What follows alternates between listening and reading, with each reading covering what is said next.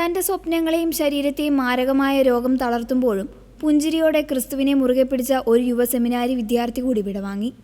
ബ്രസീലിലെ സെമിനാരി വിദ്യാർത്ഥിയായിരുന്ന 26 വയസ്സുകാരൻ Igor പവൻറ്റെറസാണ് വൃക്കയിലെ cancer ബാധിച്ച് മരണത്തിന് കീഴടങ്ങിയത്. എന്നാൽ അദ്ദേഹത്തിൻ്റെ വേർപാടിനേക്കാൾ ഉപരിയായി മരണക്കിടക്കയിൽ നിന്ന് അദ്ദേഹം നൽകിയ അതിശക്തമായ ആത്മീയ സാക്ഷ്യമാണ് ഇന്ന് ലോകത്തെ മുഴുവൻ അതിശയിപ്പിക്കുന്നത്.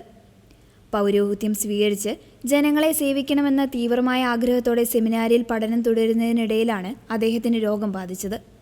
അസുഖം ഭക്തിയെ തളർത്താൻ അദ്ദേഹം അനുവദിച്ചില്ല.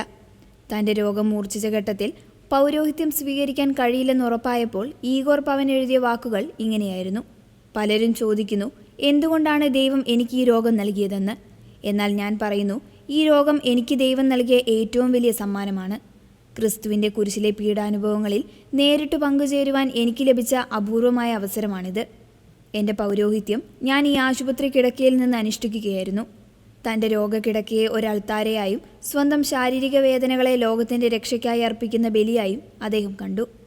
മരണത്തിന് തൊട്ടു മുൻപ് അദ്ദേഹം ലോകത്തിന് നൽകിയ സന്ദേശത്തിൽ ഇപ്രകാരം കുറിച്ചു: ദൈവം എനിക്ക് നൽകിയ എല്ലാ നന്മകൾക്കും ഞാൻ നന്ദി പറയുന്നു. എനിക്ക് പൗരോഹിത്യം സ്വീകരിക്കാൻ കഴിഞ്ഞില്ലായിരിക്കാം. എന്നാൽ ഈ ആശുപത്രി കിടക്കയിൽ കിടന്നുകൊണ്ട് എൻ്റെ രോഗത്തിലൂടെ ഞാൻ വലിയൊരു ശുശ്രൂഷ നിർവഹിക്കുകയായിരുന്നു. മരണം എനിക്ക് അന്ത്യമല്ല, മറിച്ച് എന്നെ സ്നേഹിക്കുന്ന പിതാവിലേക്കുള്ള മടക്കയാത്രയാണ്. നിങ്ങൾ എന്നെ പ്രതി ദുഃഖിക്കരുത്. പകരം എന്നിലൂടെ ദൈവം പ്രവർത്തിച്ച അത്ഭുതങ്ങളെ ഓർത്ത് അവനെ സ്തുതിക്കണം. കഠിനമായ വേദനകൾ അനുഭവിച്ചപ്പോഴും അദ്ദേഹത്തിൻ്റെ മുഖത്ത് എപ്പോഴും ഒരു പുഞ്ചിരി ഉണ്ടായിരുന്നുവെന്ന് അദ്ദേഹത്തെ ചികിത്സിച്ച ഡോക്ടർമാർ സാക്ഷ്യപ്പെടുത്തുന്നു.